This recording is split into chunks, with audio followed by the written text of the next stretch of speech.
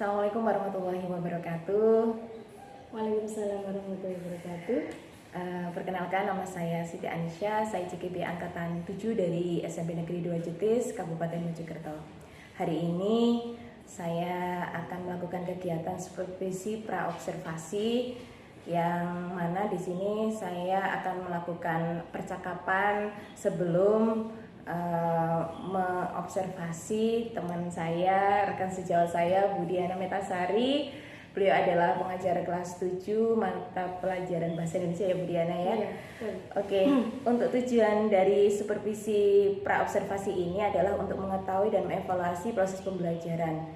Jadi percakapan ini sebagai bentuk persiapan untuk pembelajaran agar Budiana nanti dalam proses pembelajaran itu lebih siap dan lebih percaya diri, sehingga melahirkan pembelajaran yang terbaik yang berpihak kepada murid. Begitu.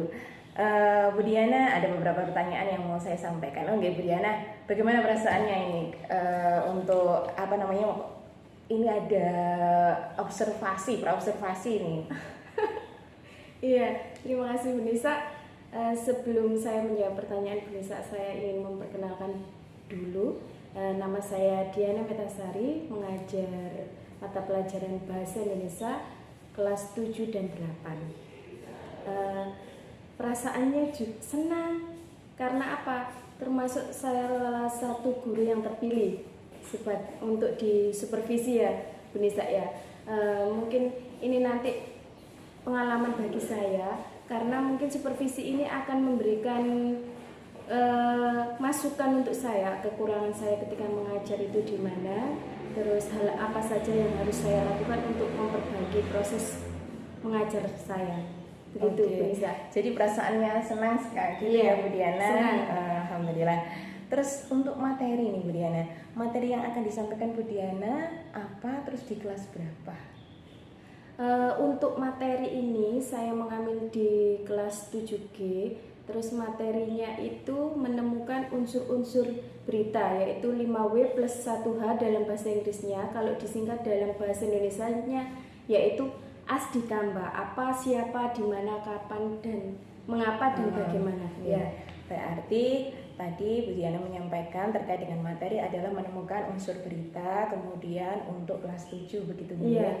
Oke. Berikutnya untuk tujuan belajar ini Bu Diana. Tujuan belajar Bu Diana yang ingin dicapai itu apa? Tujuan belajarnya ini yang pertama ya, siswa harus belajar senang. Yang kedua, meskipun belajarnya senang, tapi siswa tersebut harus memahami materi unsur-unsur 5W plus 1H agar mereka itu bijaksana dalam menonton berita, bisa menganalisis unsur 5W plus 1H agar tidak terseret dengan berita-berita yang hoax untuk sekarang ini. Gitu. Ya, jadi untuk tujuan pembelajarannya yang ingin dicapai dari Bu Diana adalah agar anak-anak bisa menemukan unsur berita begitu nih. Iya. Oke. Berikutnya untuk area pengembangan ini Bu Diana, apa yang hendak dicapai atau diinginkan dari pembelajaran ini? Area pengembangannya itu tadi siswa bisa menemukan unsur 5W plus 1H agar selektif dalam ternyata berita ini bukan berita hoax, seperti itu.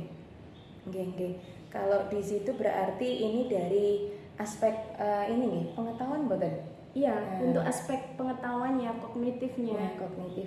Iya. Mungkin ada dari keterampilan atau ini cukup untuk pengetahuan saja?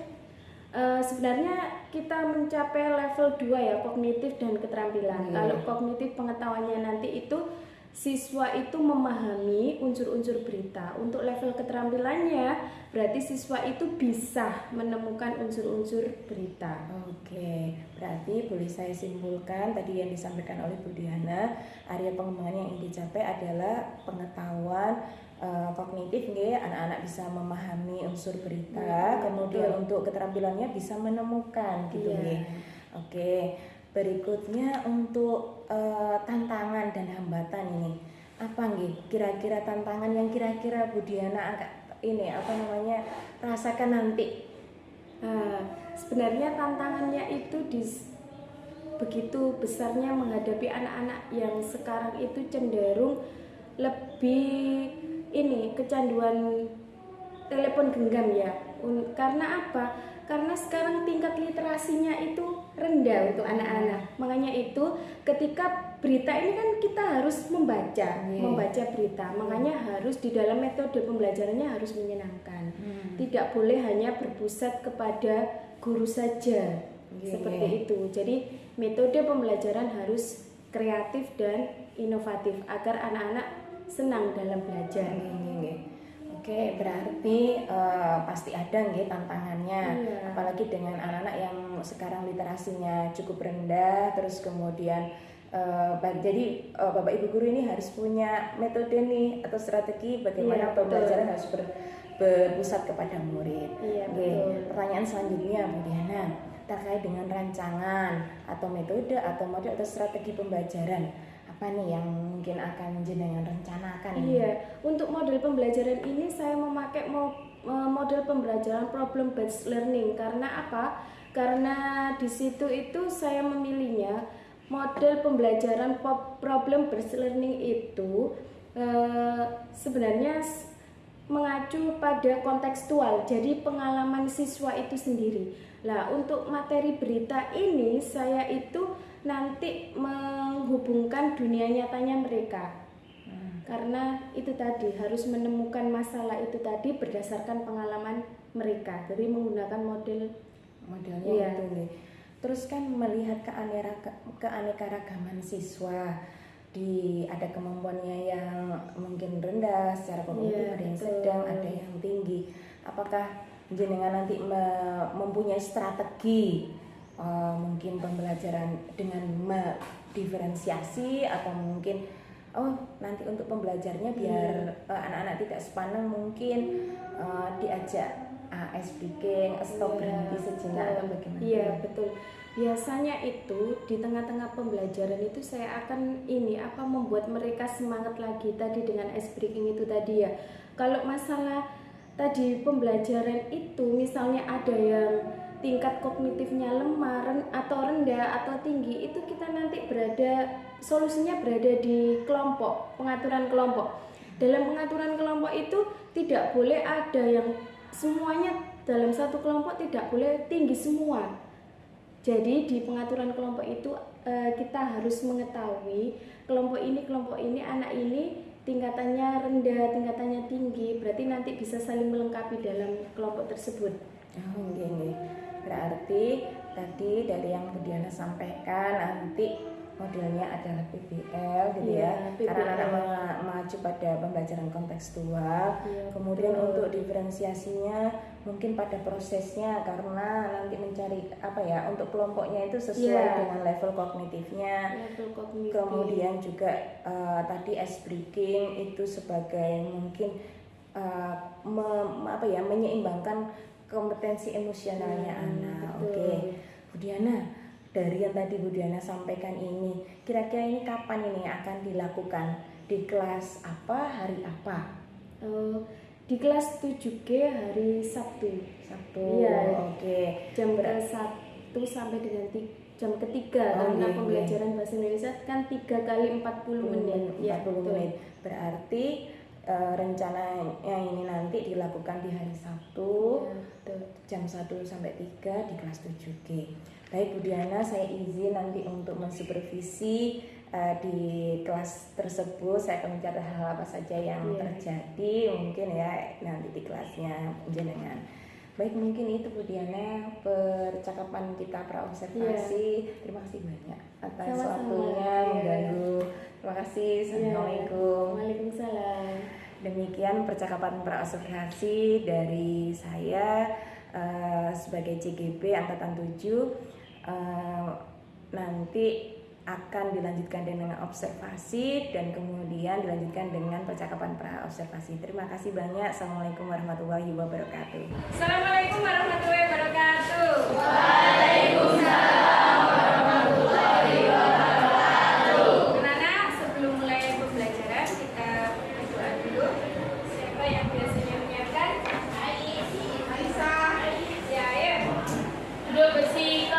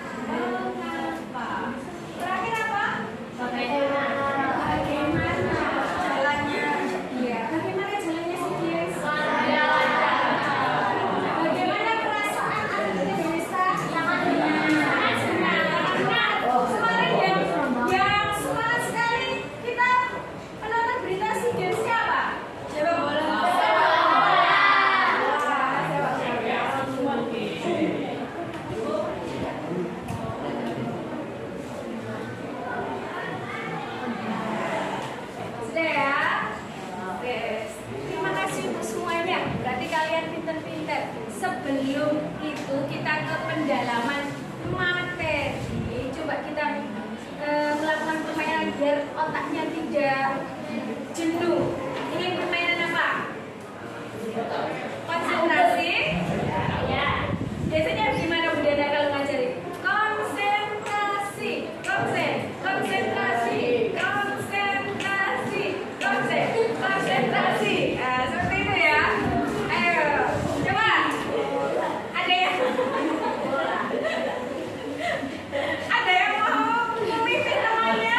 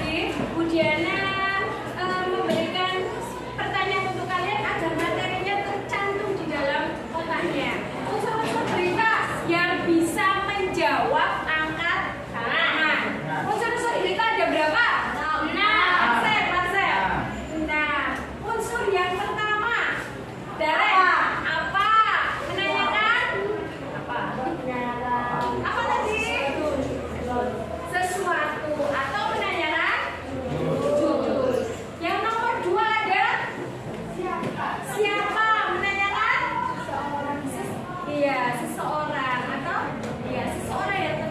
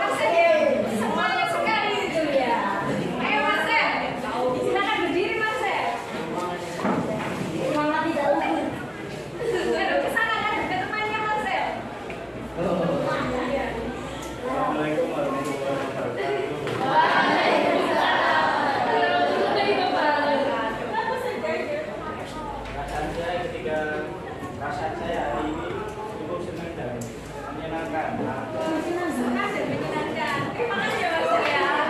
Terima kasih ya. Ada lagi kalau sekarang dari bagaimana Pak? Ada di sini Pak? Ya, ayo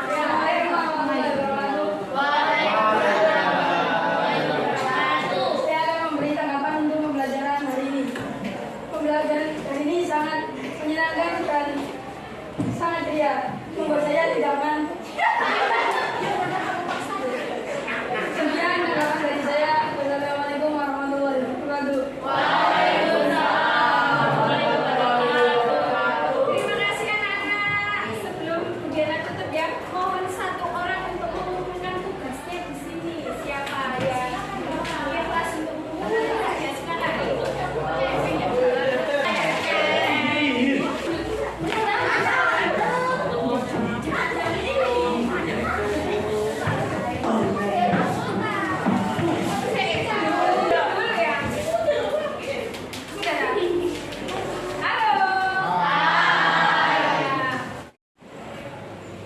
Baiklah anak-anak, terima kasih sekali. Hari ini kalian sudah belajar dengan senang, sudah belajar dengan ceria, sudah belajar dengan konsentrasi tinggi.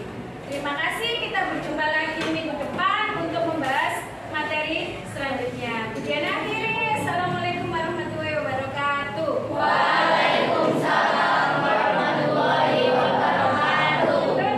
Assalamualaikum warahmatullahi wabarakatuh. Alhamdulillah kita sekarang sudah menyelesaikan proses pembelajaran. Ulangi ya. Pelaksanaan pembelajaran dengan proses.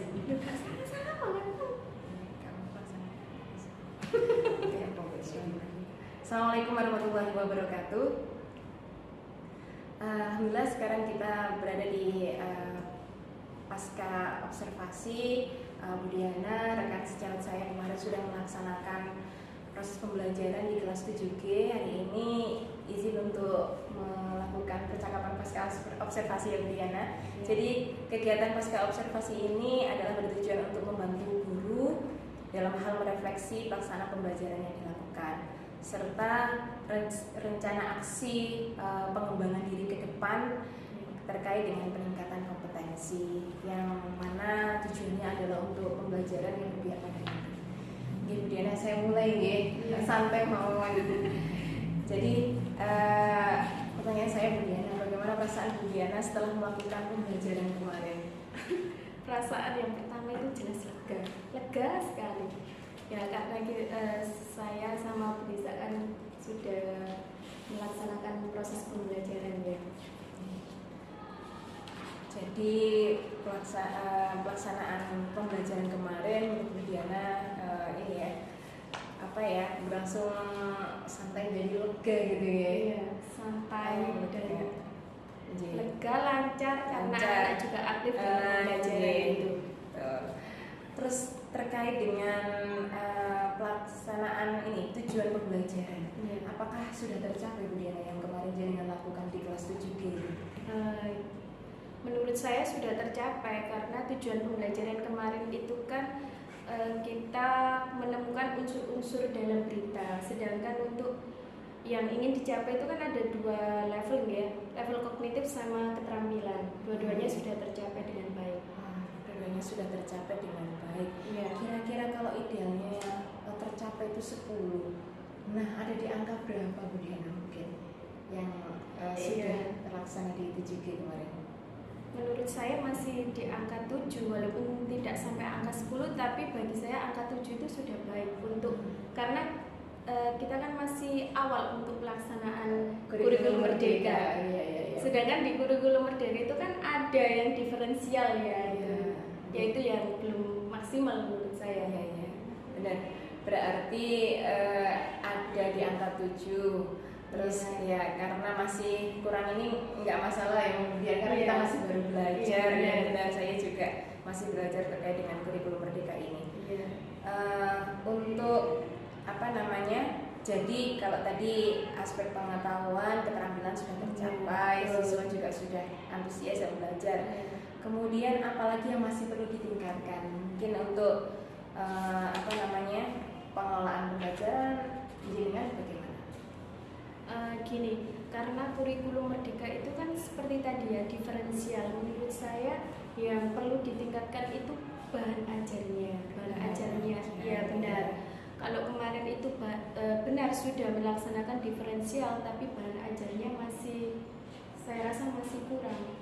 Maksudnya untuk ke murid-muridnya itu. Oke. Jadi masih perlu memaksimalkan bahan ajar Iya, ya. betul. Kemudian tindakan Budiana selanjutnya yang dilakukan untuk meningkatkan kompetensi barangkali terkait dengan bahan ajar yang tadi Iya, sudah iya. kita sebutkan, apa kira-kira tindakan berikutnya yang dilakukan? Iya, sebelum saya belajar tentang bahan ajar, saya harus mengerti dulu bahwa diferensial itu seperti apa. Terus nanti kan penyesuaian sama bahan ajar.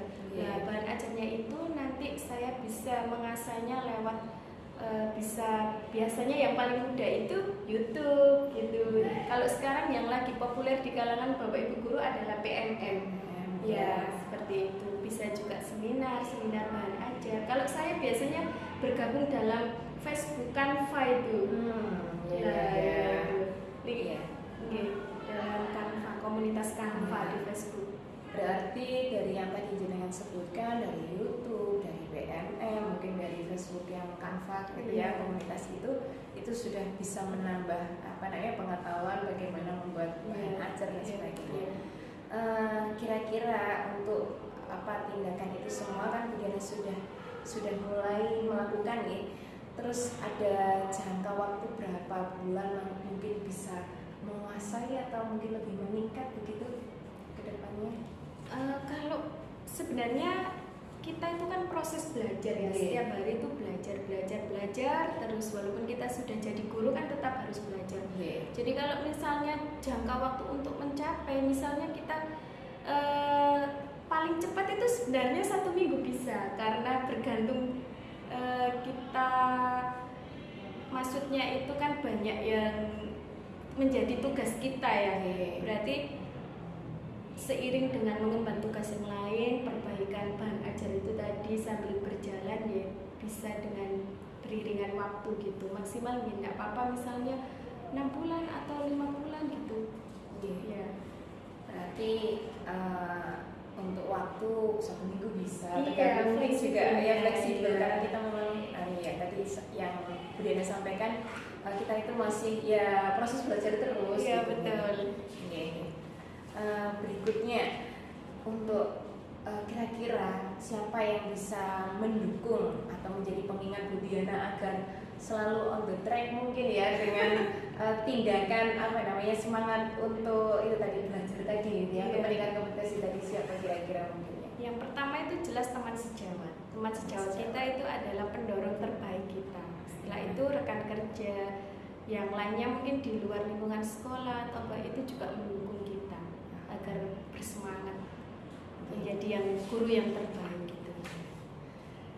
Ya, itu Budiana sedikit pertanyaan saya terkait dengan percakapan pasca observasi. Terima kasih banyak Sama-sama, Bu Desa. waktunya, mau mengganggu di tengah-tengah kesibukan Budiana yang sangat luar biasa.